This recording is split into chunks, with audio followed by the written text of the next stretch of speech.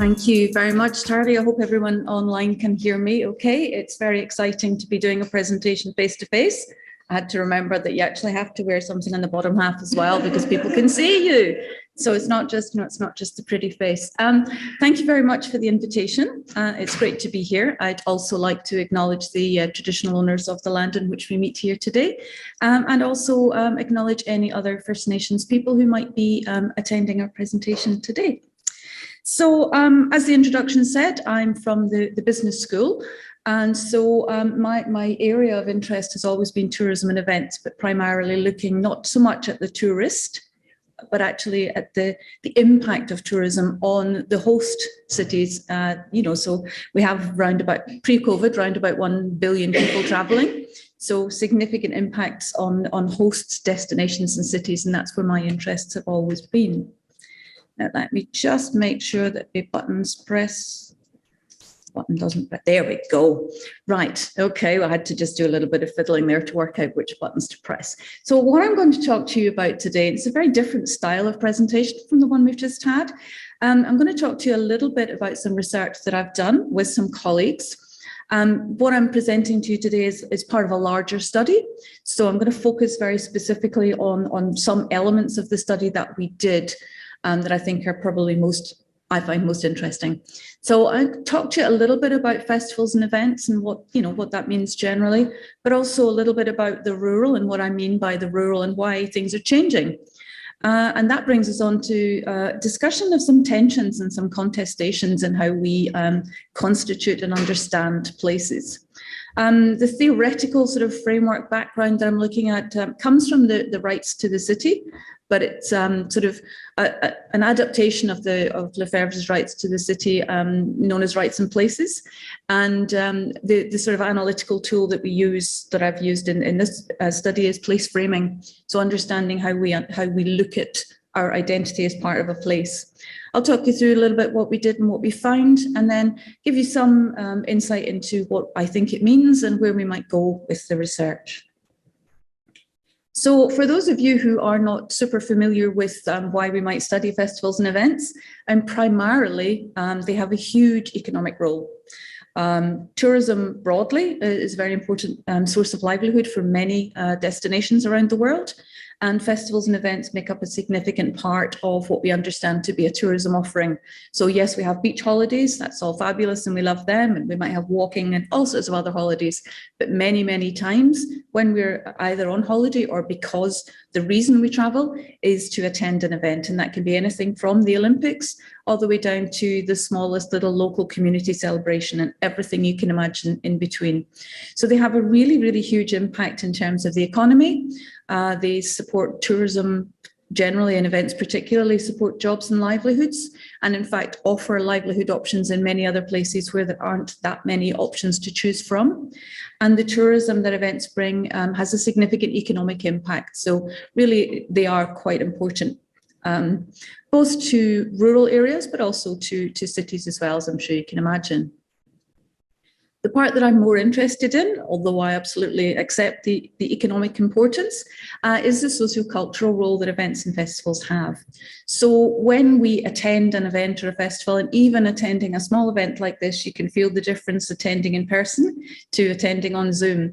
There's a social function. There's interaction, there's getting together with people, and that might be people you already know. It might be making new friends. It might be supporting your friends to go along to cheer them on in a marathon race. It might be that a group of your friends and family go to a music festival. Whatever it happens to be, there's a social and interactional component to attending events and festivals.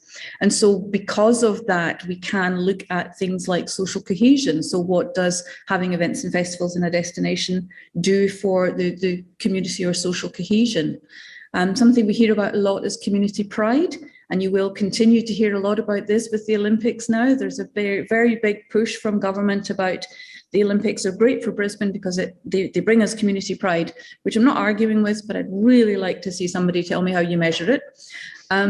We also know that events and festivals can help to heighten our sense of belonging, and that might be belonging to the group that we attend the event with, or just generally belonging to a group of like-minded people who want to attend the event. But it can also be a sense of belonging to that place, where the event is being held.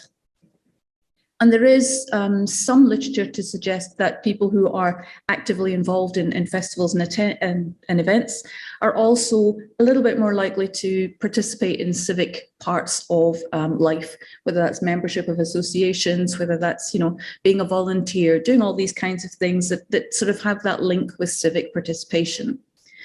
But another aspect that I think is also very important and very understudied is the sort of more political role, not in terms of necessarily formal politics, but that sort of political role in terms of local politics. Because often an event, particularly if it's something that is supposed to represent a place, so a fishing festival in the local community, a mining festival, whatever it happens to be, if it represents place, it's also a place where people's differing ideas about what that community is are contested, negotiated. Sometimes there's tensions, sometimes there's no agreement on exactly what it means to be part of any given community. But a festival is a place where some of those disagreements and things can actually be publicly voiced. So that's another sort of reason why I think festivals and events are a really interesting scenario to look at when we're thinking about people and interaction. So in terms of the rural, there's a lot of research on festivals in the cities. And so my interest is more in smaller. I come from a very small village in the Highlands. I was brought up in that very small rural village environment. And although I live in Brisbane now, I still consider myself, I think, really to be a rural person. So I've always been interested in village life, that small community life. So, I have an inbuilt interest in the rural. But generally speaking, mobility is a very key part of our lives now for all of us. I mean, many of you may have been born and brought up in Brisbane, but equally you may not have been. We travel around a lot. One of the key things that is making a big difference for our rural place is amenity migration.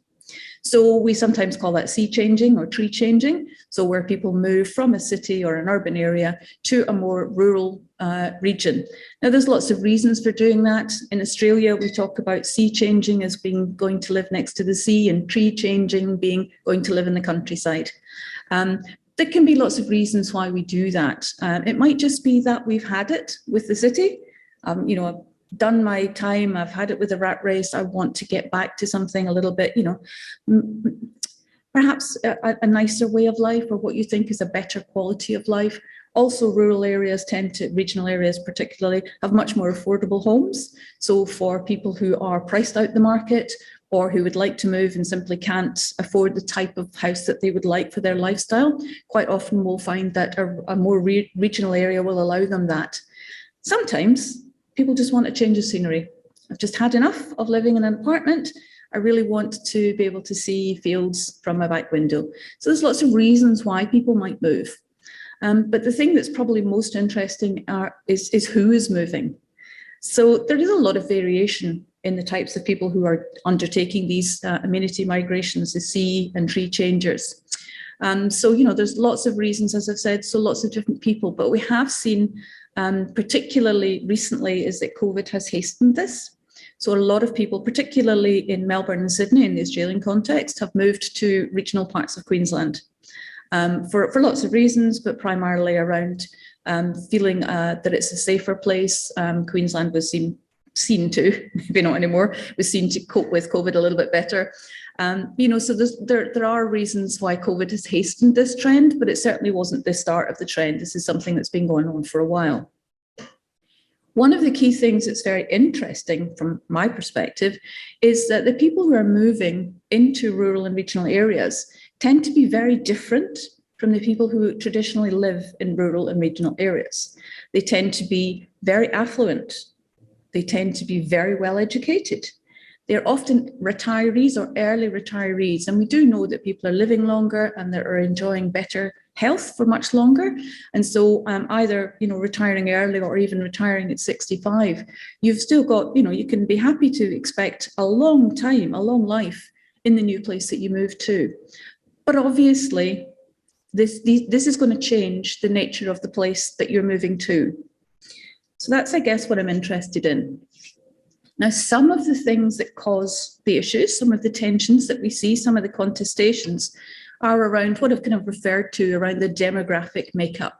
So the changing demographic makeup of a rural town, which may traditionally have relied on, let's say, agriculture, for example, and is now having an influx of people who are retired lawyers, doctors, people with very, very high levels of education, and who are looking for something very different from what they think of as the rural to the people who actually have lived there for many years.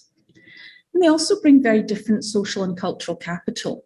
So if you live in a rural place, you almost certainly have very strong social capital within that place, especially, you know, if you were born and brought up there. It can be a good thing, it can be a bad thing. Everyone knows you, everyone knows what you're doing, everyone knows if you've been naughty and they'll tell your mum. You know, so there are good things and there are bad things about that, but you have very strong local connections.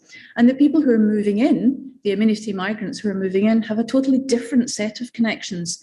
Their connections tend to be with very affluent people in the cities that they've left. So they have connections with lawyers, politicians, you know, people who are in high court judges, whatever it happens to be. They have a very different set of social and cultural capital that they bring with them. And there is also a very marked difference in what the existing residents might want from the place they live in and what new migrants might want from the place that they live in. And, you know, this is not to say that, you know, staying at home is good and moving is bad, but it's different. And it brings contestation, it brings disagreement, and it brings tensions that are sometimes a little bit hard to manage. What we've noticed, Michelle and I, so Michelle Duffy and I who've been doing this work, is that we notice that there's a difference in how the rural is viewed, okay? So if you are an amenity migrant, there is a general sense of your view of the rural is that it's an idyll. It's an escape to the country, away from the noise, away from the hustle and bustle. It's bucolic, beautiful. It might be beachside, it might be trees. There's something attractive about that that's drawing you there. But that really does come into conflict with the more sort of historically informed cultural and community understanding that has arisen from the people who live there. For the people who've been farming for generations, the rural life is not an easy one. It is drought, it is floods, it is storms, it is distance, it is, you know, feeling cut off, it's hard work. So there's this very, very obvious tension between these two ways that the same place is being viewed by different groups of people. And I guess that's what Michelle and I are interested in trying to understand. So we've played with a few different frameworks, and one of the things that we've been looking at is the who has the right, whose view should predominate. And there's not an easy answer to that one, but we sort of used some of the writing of Lefebvre and his Rights to the City to try and help us understand a little bit about that. Now, he was writing about the city and urban spaces, particularly Paris, and he was also writing from a very sort of a Marxist viewpoint. But the idea was that he was unhappy, or that's probably putting it very mildly, about how urban places change, yet the people who actually inhabit those urban places have very little say in how the changes take place. So that he sort of argued that cities were being developed along the lines of what was needed by an elite, whether that was a government elite, whether that was a corporate elite, but that the people who just live in the cities have very little say as to what happens and what developments come along. And so he was arguing that the people who should have the right to the city are the people who live there, the people who work there. And that what actually gives you that right is that you actually access and participate the spaces all the time. You earn your membership of that community by living out the routines of your everyday life. And that these people should have more say than any elite who want to use it for raising money, for whatever it happens to be. There's a lot more to it than that, but I won't go into it in any more detail at the moment. One of the criticisms with that is that there is a bit of a sense that that's a homogenous community, that everybody within that community has earned an equal right by living there. And yet we do know that communities are not homogenous. So there's all sorts of different people who live in communities, whether that's communities of interest, ethnic communities, migrant communities, however you want to define that community. And so we've kind of moved on to work by Pearce that talks about rights in places. So it's not necessarily a right to a place, but you have rights when you're in that place. And that accepts that multiple and overlapping claims and accepts that idea that there are many ways to consider a place. And what this approach allows us to do is to look at the negotiations, to look at how different places are seen, and to look at how we negotiate a way to present our place. And the reason that this becomes important is because when we are holding a festival and event, we're more or less showcasing to the public that this is how we see our place. And so this is kind of where we're trying to understand what kind of framework we could use to try to take some of this research forward. So the rights and places uses a concept called place framing, which you're quite possibly familiar with.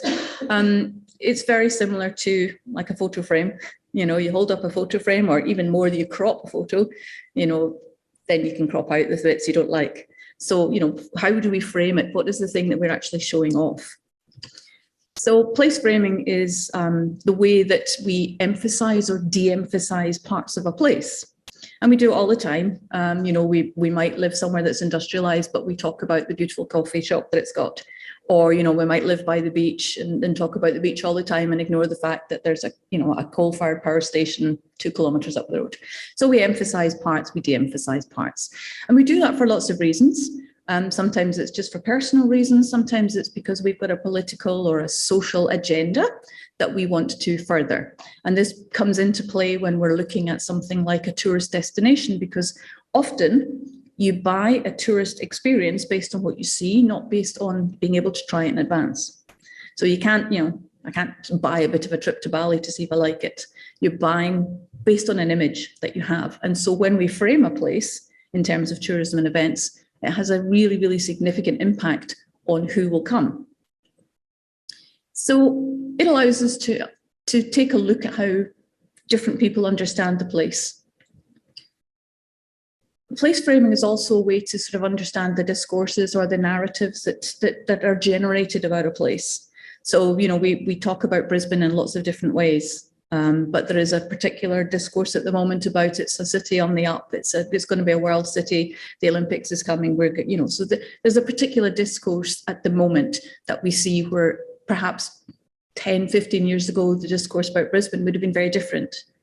So the way we frame a place, the things we choose to emphasize and de-emphasize, actually contribute fairly strongly to the narratives and discourses that we create about a place.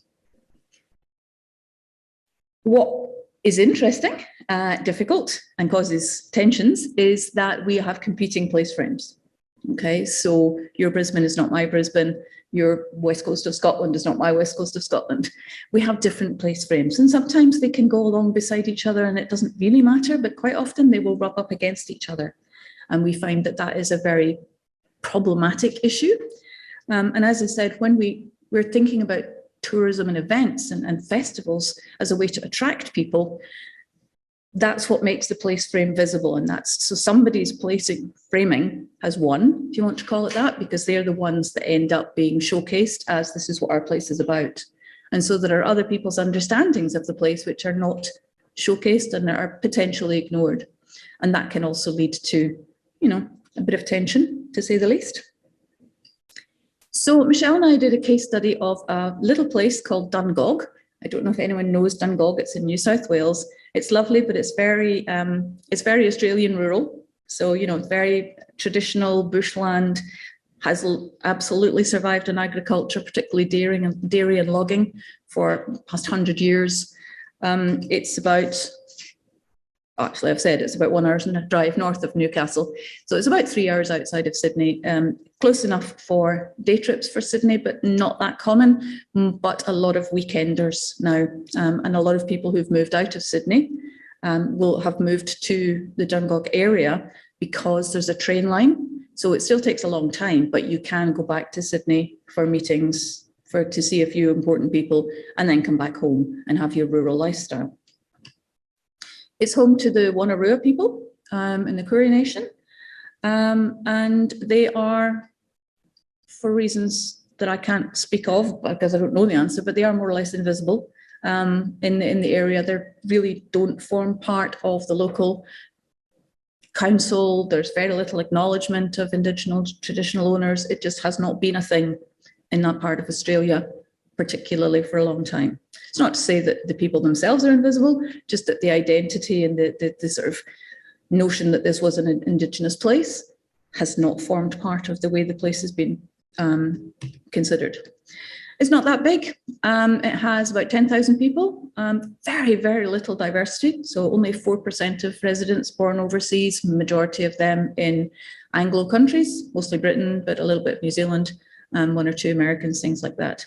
But interestingly, nearly 1,000 people moved between 2011 and 2016. So it used to be about 8,000. So that's a lot of people to move to a fairly small place in a relatively short period of time. So you can imagine that that's had quite a significant impact, which makes it a really interesting case study for us. The festival that we were particularly interested in, the 2018 Dungog Festival, unfortunately, we haven't been able to do this research since then, thanks COVID.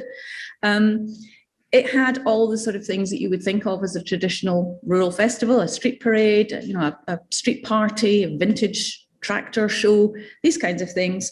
But it also had a long table dinner and a sculpture exhibition, which are very different sorts of things than you might expect from a traditional country festival. But that's just to give you, they also had dachshund racing. I don't know why I didn't put that in. That was by far the best part.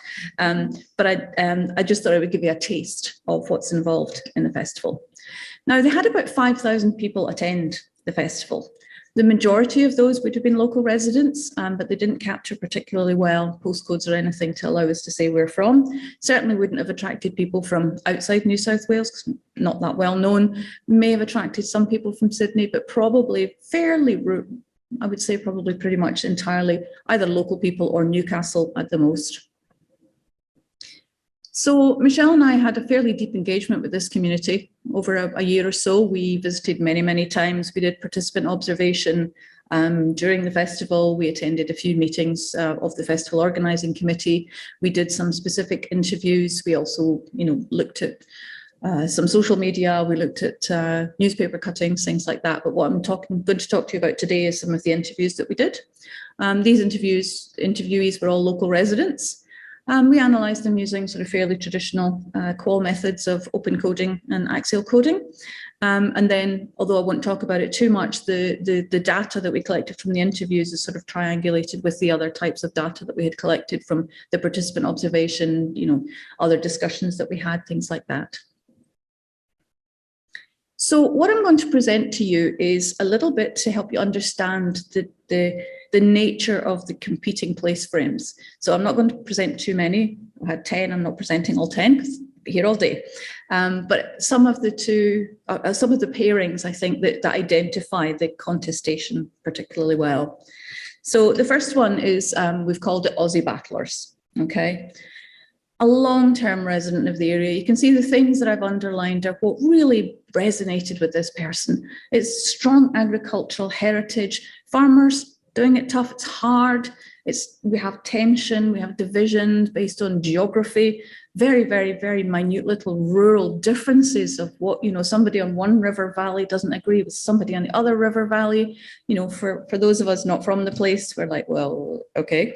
But very, very important to these people. He considered that some of the locals were stubborn, and he put himself in that category quite happily. Not really interested in change, not really interested in, having a festival. Why on earth do I want a festival? I'm a farmer. What do I care? The only thing I can tell you about the festival is that when the festival's on, I can't get into the coffee shop that I like to go to because it's too busy.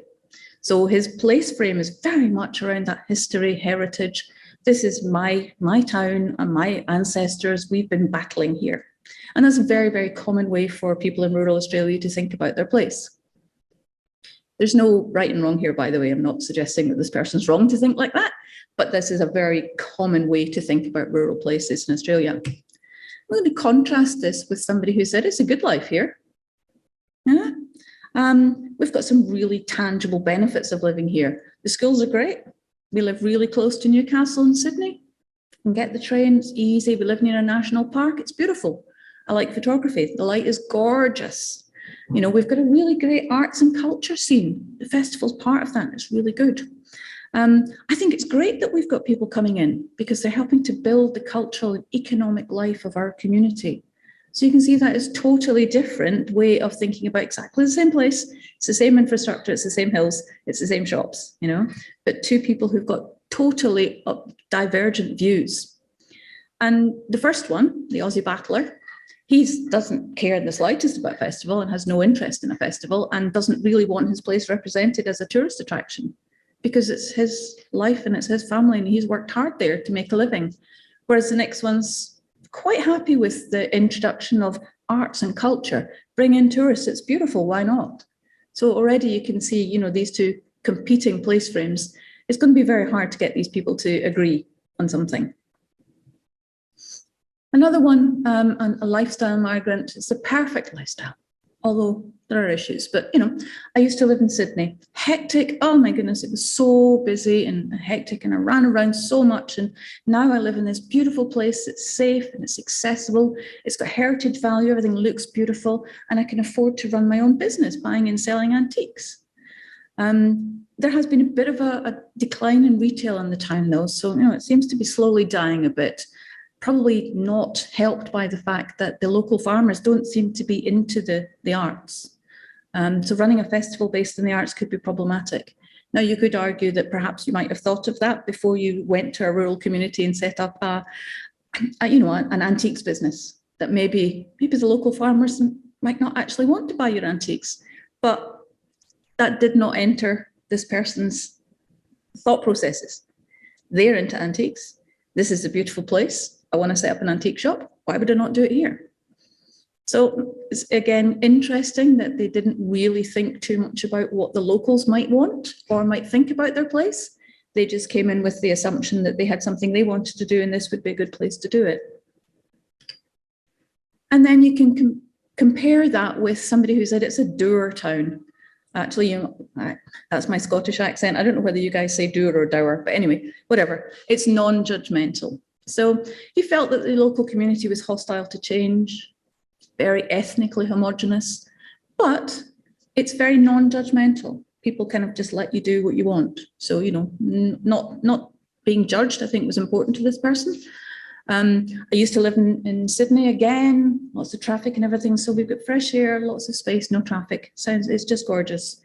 And he thinks that it is important that the town moves away from its historic reliance on agriculture and timber and moves towards tourism and an arts-based economy.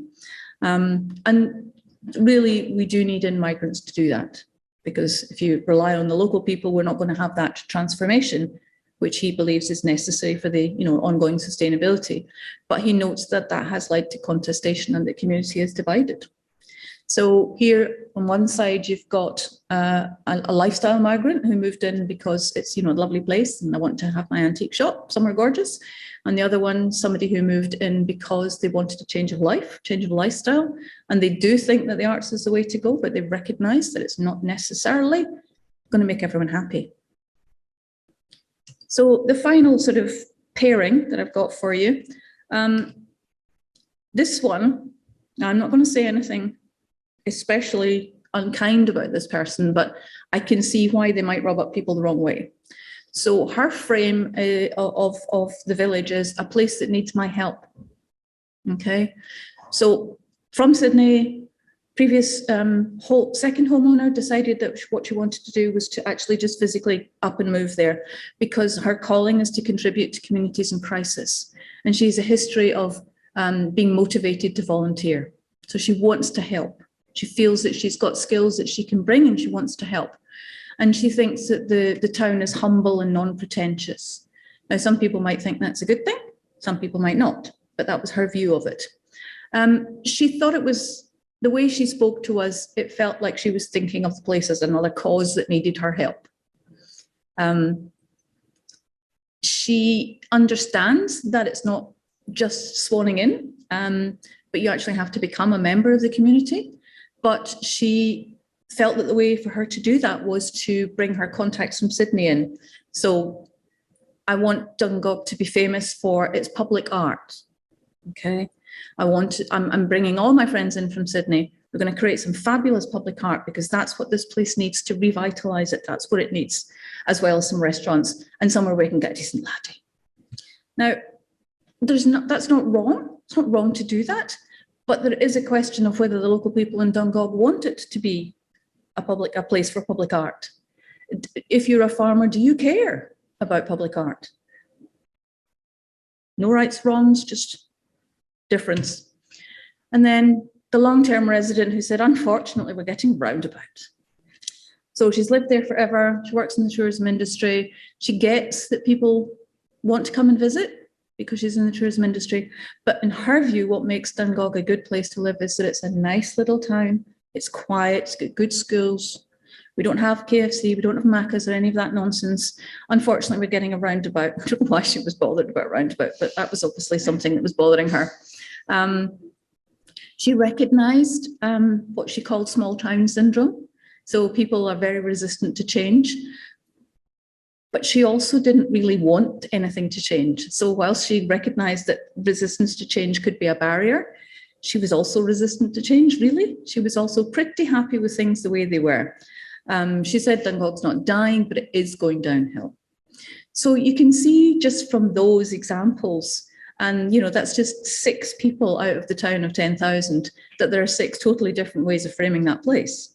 And so you can see if you multiply that by, I don't suppose there's 10,000 views of the place, but certainly if you multiply that by some factor, you're going to get a lot of tension, a lot of contestation, and a lot of differing opinions as to what's right. Is there a right? Is there something that's right? So what this shows is that place framing allows us to understand this consistent process, if you want to call it that, of negotiation as to what can the place be, what should it be, what can it represent, what should it represent, which type of these place frames should be represented by the festival. So if you ask the farmer, he would say it should only be about farming because that's what we are. If you ask the lady who's into public art, she will say it's about public art because we need to bring people in.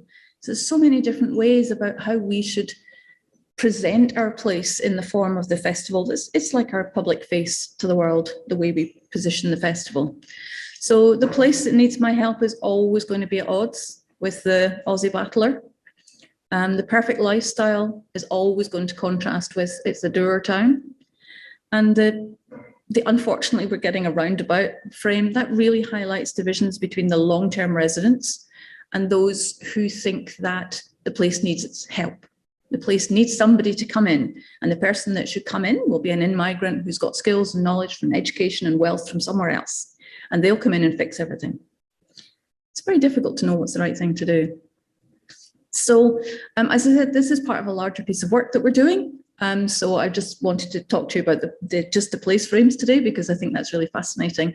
But it basically, I think, it's quite clear that there are very diverse and contradictory views of what this little place should be, depending on who you are and who you ask. And so when we start doing something like running a festival, which is our public face to the world, it matters whose perception of the place we put on show to say this is us. There are competing interests as well. So there are people in the council who really want tourists because they bring in money. There are local people who just want it to be just for locals because we just want it to be about getting together and having fun with our neighbours and our friends. So there's very different ideas about why we're even running a festival in the first place. And the conventional, traditional place frame, the agricultural heritage of the area, and that long-term residency as a qualification for membership of the community is potentially fading away. And that brings us back to that question of rights. So if we agree that the rights to a place are really, or sit with those people who actually live in the community, and the membership is earned by your daily life and your daily living in the community, those rights are fading a little bit, and they're being replaced by those people who come in with better social contacts, more affluence, more wealth, etc. And what we can see from these pictures here, I hope that gives you an idea, is that the place is being positioned as a rural idyll, an arts hub, a tourist attraction, a place where you can go and buy art, You can, you know, have beautiful pictures. You can put them on Instagram. You can get great coffee. And that's very, very different from how the local people who've lived there for a long time see their place, and very different from how they would want it to be seen as well. So we kind of think that it's to do with the influence of these amenity migrants, because they have the affluence, they have knowledge, they have contacts, they have networks, they have all these things that the more traditional local people might not have.